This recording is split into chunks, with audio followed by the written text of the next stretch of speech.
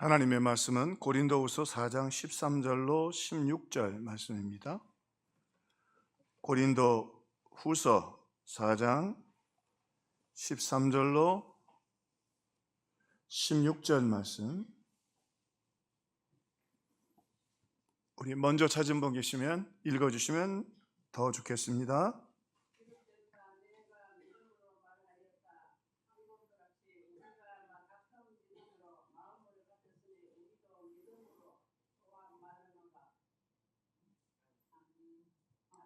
(16절까지요) 네.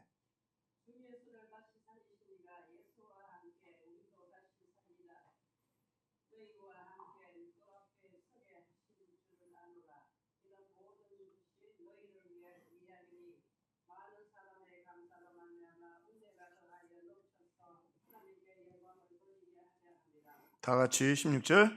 그러므로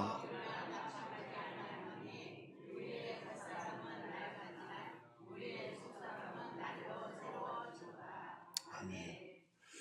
혹시 오늘 낮예배 말씀 제목이 기억나십니까? 그리스도 안에서. 자, 250장 찬송합시다. 한 번 더 찬양합시다. 네, 박수 심차게 차면서 찬양하겠습니다.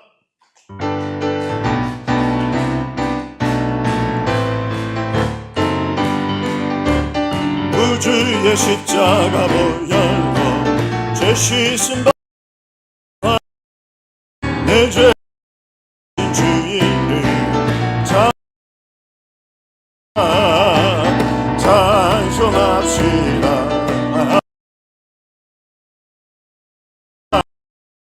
내 신 주인을 찬송합시다. 주신 내 십자가를 찬송합시다.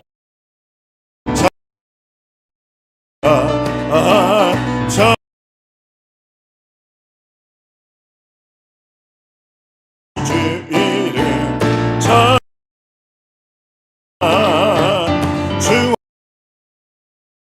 주 내 기쁜 자여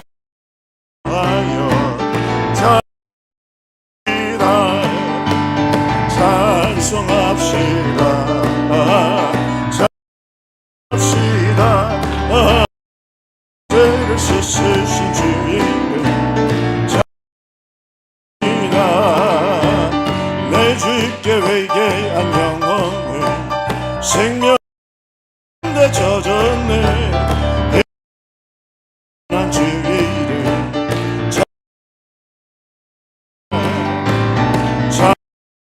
찬송합시다.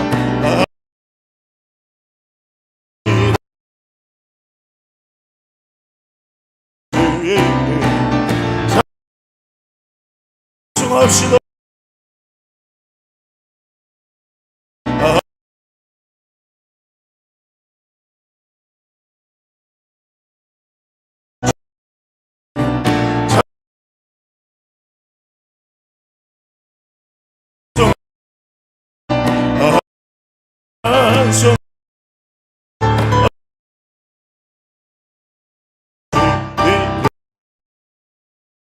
찬송합시다. 할렐루야, 할렐루야, 할렐루야. 우리 이제 한번 통성으로 기도하고 말씀드릴 때 우리 주님 세 번 부르고 기도할 때, 주님, 내 원망이 바뀌어 찬송이 되게 하시고, 내 슬픔이 바뀌어 찬송이 되게 하시고, 내 약함이 바뀌어 찬송이 되게 하시고, 내 눈물이 변하여 찬송이 되게 하옵소서. 우리 주님 세 번 부르 합심으로 기도합니다. 주여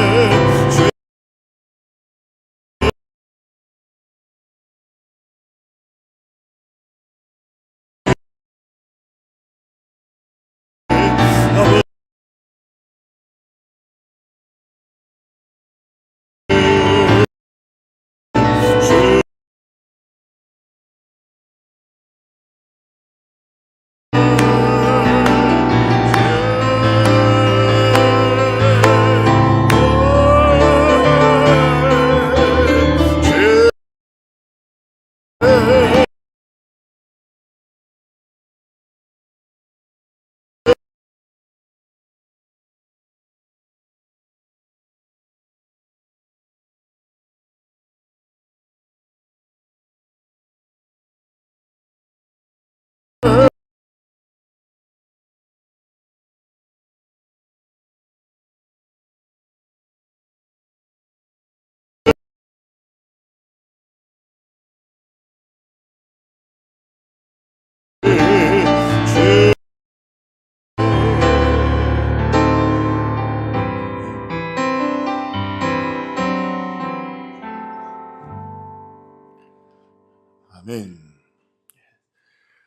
우리 함께 하나님 말씀 나누겠습니다. 비록 너희가, 우리 오후 시간이니까 요즘 덥지요? 힘들지요? 그래서 제가 한번 인터넷을 좀 뒤져봤는데 제일 힘든 직업이 3개가 있더라고요. 힘든 직업 한번 생각해 보면, 그러면서 또 우리도 고마운 마음도 갖고요. 3위는 뭘까요? 제일 힘든 직업. 예?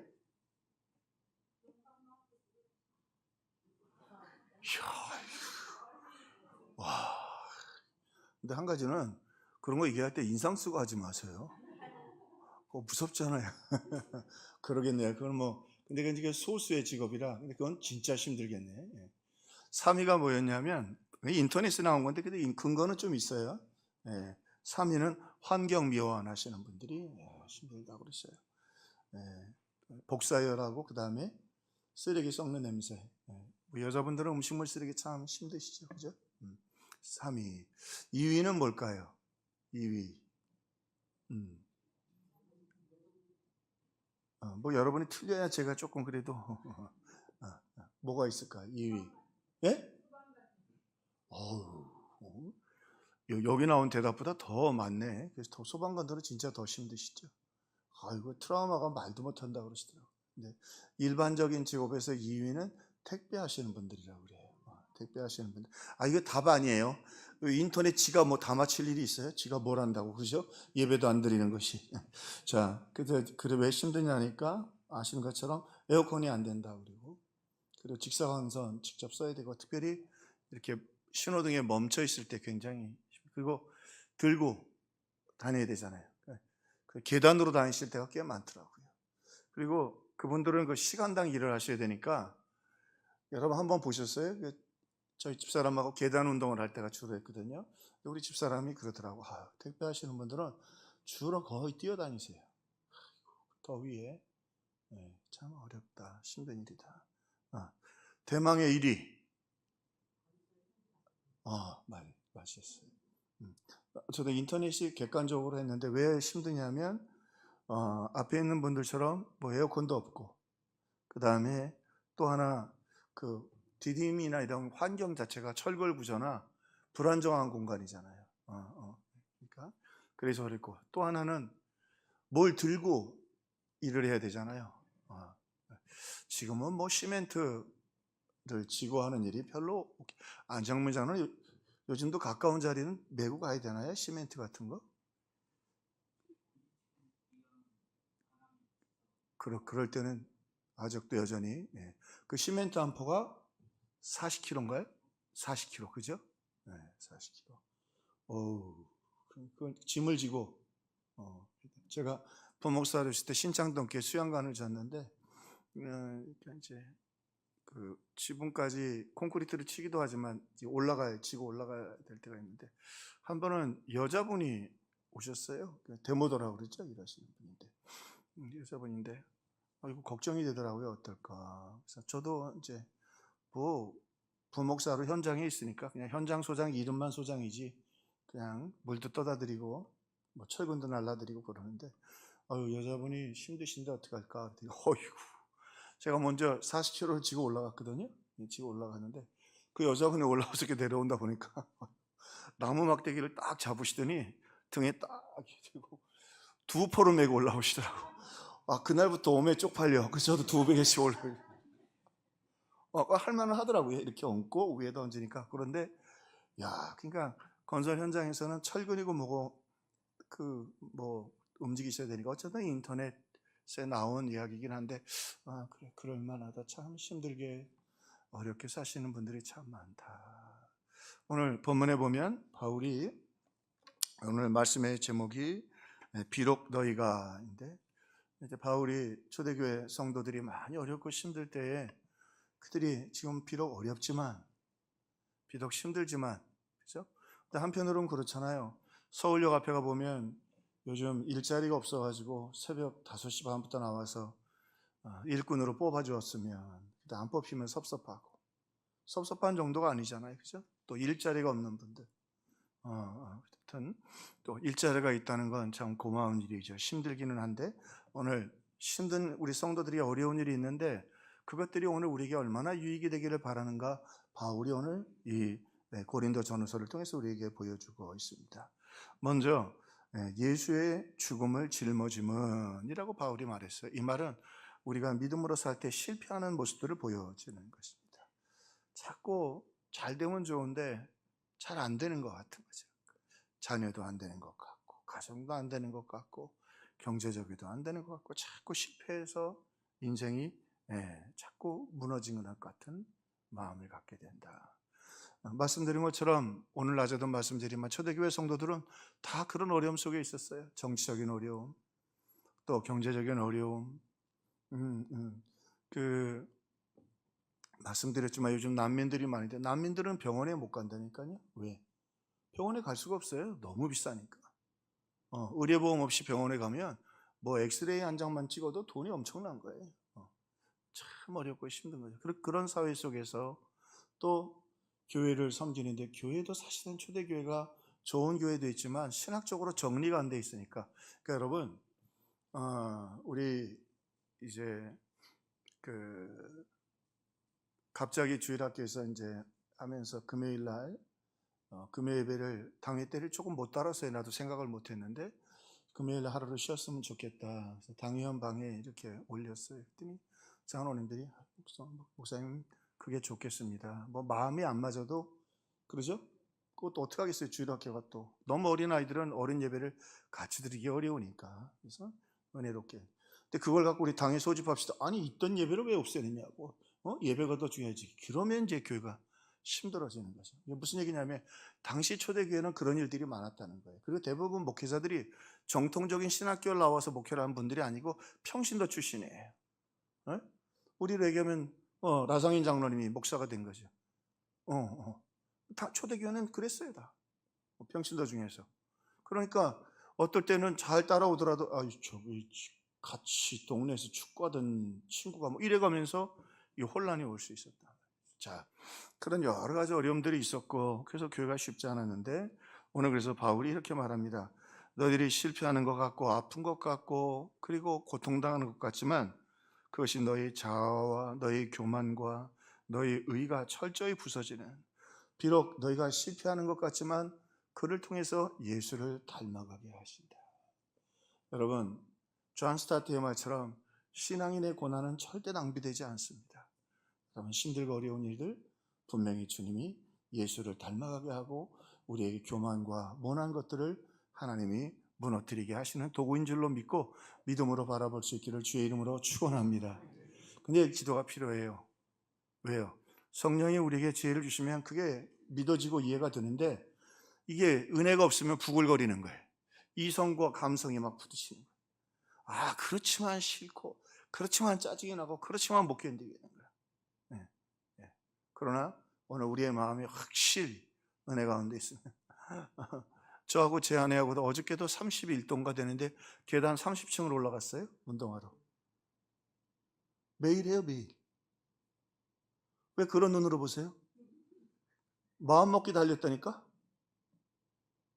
우리 거의 매일 30층 씻고 왔다가 15층 아파트 비밀이에요. 16단지 이렇게 눈치 봐가지고 경비 아저씨 없는 데 갔다가 내려올 때는 싹 엘리베이터 타고 내려오고 내려오는 데는 안 좋다고 하니까 운동하러 마음 먹고 가니까 그것만 하는 거 아니에요. 중간중간에 쉬면서 뭐 이렇게 팔굽혀펴기도 하고 무릎 잃었다 놨다 또 하고 뭐 그렇게 3, 40분 해요. 31도, 20도 무엇하면 마음 먹기에 달렸다는 거죠. 그러니까 우리가 은혜 받고 기도해야 돼요. 그러면 하나님의 말씀이 내게 선포되고 그 말씀대로 믿게 되는 거예요. 그래, 이 시련들이 나를 겸손하게 하고 온유하게 하지. 그래야 하나님의 은혜가 부어지죠. 할렐루야, 할렐루야. 예. 자, 두 번째로 바울은 오늘 비록 너희가 깨어지고 부서지고 있지만, 질그릇을 얘기하죠. 금그릇도 아니고 은그릇도 아니고 질그릇은 깨어지기가 쉽지요. 근데 깨어지면 참 우리 인생이 또 깨어지고 부서지는 건 참 힘들지만, 그런데 깨어짐을 통해서 예수의 향기가 나게 된다. 깨어질 때 기도하게 되고 아프고 힘들 때 주님 앞에 나오게 되죠. 깨어질 때. 그러므로 초대교회 성도들도 참 깨어지고 어렵고 힘든 여러 가지 상황들이 있었지만, 또 교회 안에 어떤 사람은 끌려가기도 하고 예수 믿다가 고난을 당하기도 하지만, 그 가운데에서도 그 깨어짐을 통해 오히려 예수 그리스도께서 더 오늘 영광을 받으시고 또 예수의 향기가 나타나게 된다 말이죠. 우리의 자존심이 깨어짐을 통해서 무너지는 것 같지만 예수의 이름은 높여진다 말이죠. 저와 여러분이 살면서 우리를 통해서 예수님이 영광 받으시고 찬송을 받으신다면 우리 교회가 더 하나님께 영광과 찬송을 들리는 역사가 있기를 주님의 이름으로 축원합니다. 우리 기도할 일인데, 한 3가정이 그 출석도 한 번도 안 빠지시고 한 2달, 3달 동안에 그분들이 요즘 아멘도 제일 열심히 해요. 설교하다가 보면 거기 아멘도 열심히 해요. 오늘 또 3가정이 또 한 가정 오셨더라고요.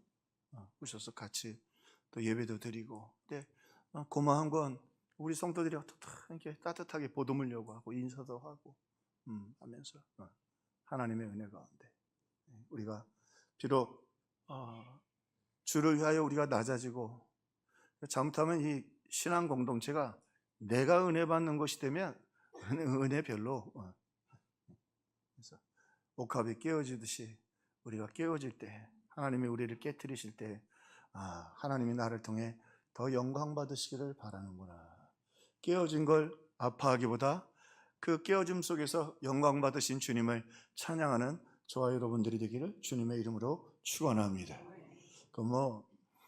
농담 반 농담이죠. 농담이지만 좀 의미 있는 농담. 2부 때 어느 교회를 처음 오신 분이 계시더라고요. 다른 교회 다니시는데 조금 멀어서 아기를 데리고 왔는데 아기가 한 2-3살 되는 것 같아요. 그래서 제가 조금 농담을 했어요. 농담이지만 요즘 저렇게 젊은 부부가 아기를 키우시는 거 보면 내가 줄수 한 10억씩 줬으면 좋겠다고. 괜찮죠? 아멘을 했는데 줄 사람도 없고 돈도 없고 그렇지만 마음은 공감이 가잖아요. 그죠? 무슨 말씀이에요? 자기를 깨트려서 다음 세대를 준비하는. 저는 그래서 평화교회가 참 자랑스러워요. 여러분 각 곳에서 나를 깨트리고, 근데요 신앙이 가도 나를 안 깨트리면요 자꾸 남을 공격하게 돼 있어요. 또 하나, 깨질 때의 원칙이 하나 있어요. 바울이 얘기하는. 왜 이 깨어질 때에 질그릇이 좋으냐면, 깨질 때는 확실하게 부서져야 돼. 어설프게 깨지면 어떻게 돼요? 예? 비어, 다쳐. 우리 신앙생활도 마찬가지입니다. 깨어질 때는 확실하게 주님 앞에 완전히 부서지는 것 같고 완전히 조각난 것 같지만 그 가운데 하나님의 은혜와 역사가 있다. 우리 들으신 분들도 계시겠습니다만, 제가 처음 전도사를 했던 샬롬 교회라고 20살부터 전도사를 했는데, 거기 이연술 장로님, 이름도 제가 존함을 잊어버릴 수가 없어요. 참 신실한 분이었어요. 근데 이분이 장로님이신데 여름에 처음으로 그 권사님이 여보 식구들끼리 다 못 모이니까 주일 오후 예배, 그때는 저녁에 있었잖아요. 저녁에 7시에 했는데 한 번만 예배 좀 우리 쉬고 가족끼리 여행을 한번 가자고. 그래서 예수 믿고 처음으로 가족이 같이 갔는데 사고가 났네. 사고가 났는데 사실이니까 어쩔 수 없이 그분이 현대건설 부사장이었어요. 근데 사고가 났는데 다리, 무릎 밑이 끊어지셨는데 그거를 찾기만 하면 6시간 안에 붙일 수 있는데 다리를 아무리 119와 경찰이 와 찾아도 못 찾았어요. 그게 못 찾는 게 기적이에요. 어디로 갔는지. 그래서 평생을 의족을 하고 다니셨어요. 그리고는 그 사건 이후로 자기 재산을 전부 팔아서 24개, 강남으로부터 시작 서울에 24개 카페를 만드셨어요. 그리고 그 카페 하나당 수입 나오는 걸 전부 선교사님께 다 지원을 했어요. 목사님이 목회하실 때 한 번도 토론하시는 일이 없어요. 저도 장학금 주셔서 장학금도 몇 번 받았죠. 전도사로 있을 때. 그리고 아이들 장학금 주시고 어려운 이웃들 주시고 현대건설 부사장이라니까요. 자기가 성자의 발자취를 내가 그때 느꼈어요. 근데 그게 깨어지고 난 후죠. 그분은 정말 성자 같았어요. 말씀도 없으셨고 교회에 그러면 근데 제가 그래서 하나는요, 교회에는 그렇게 너무 헌신된 분이 있으면 그것도 별로 안 좋아해요. 무슨 얘기예요? 다른 분들이 헌신을 안 해요. 장로님이 하시겠지. 그럼 뭐 있다? 그 기둥 있는 관사를, 일본 관사를 샀거든요. 꽤 오래됐는데 그 관사인데, 그러니까 뭔 일 있다 그러면 장로님이 뜨고 쓱 하시니까 성도들이 헌신을 안 해. 그것도 안 좋아. 헌금도 안 해. 교회에 너무 큰 부자 있는 건 나는 우리 교회 큰 부자 있게 이렇게 바라지 않아요. 여러분 자식들 가운데 큰 부자 있어서 저기 매소세 학교도 짓고 병원도 지을지어다. 자식들이 잘 돼야지 뭐. 자식들 받아먹는 게 괜찮더라고. 나도 가만 보니까 자식들이 주는 밥이 맛있어. 오늘도.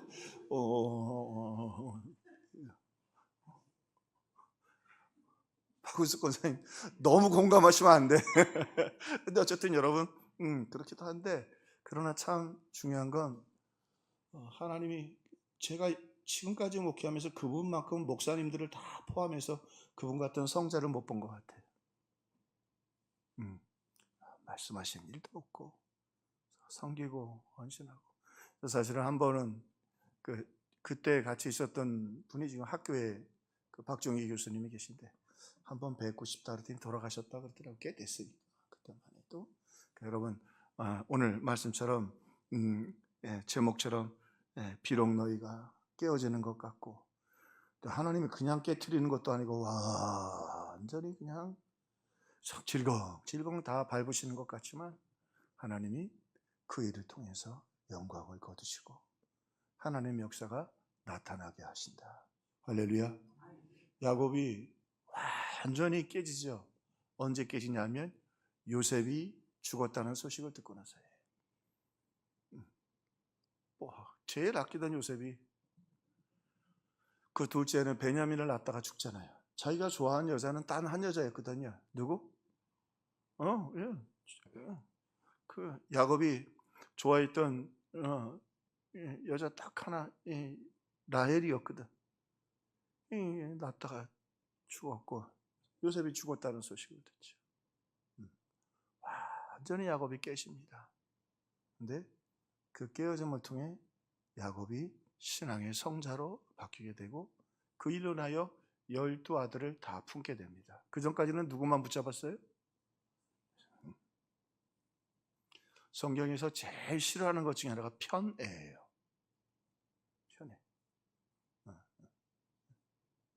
근데 그 사건 이후에 편애가 깨지고 모든 아들들을 다 야곱이 사랑하고 마지막 이제 죽음을 맞이할 때도 다 안수하고 그리고 떠나게 되는 모습을 보게 됩니다. 여러분 오늘 말씀 속에 비록 여러분이 오늘 말씀처럼 실패하는 것 같고 깨어지는 것 같고, 그래도 하나님 그 일을 통해서 영광을 거두신다. 마지막으로 한 가지, 오늘 비록 너희가 여기 보니까 우겨싸움을 당하고 답답한 일을 당하고 박해를 받고 거꾸로 튀름을 당하고, 이건 어려운 말이에요. 우겨싸움을 당하고 사방으로 이게 문제 또 문제밖에 또 문제. 답답한 일을 희망이 없는 거예요. 희망이 없는 거예요.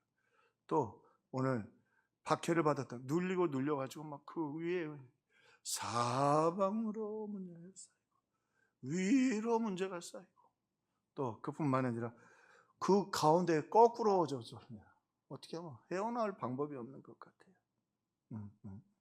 근데 그런 것 같은데 아무리 사탄이 그래도 찬송하고 있는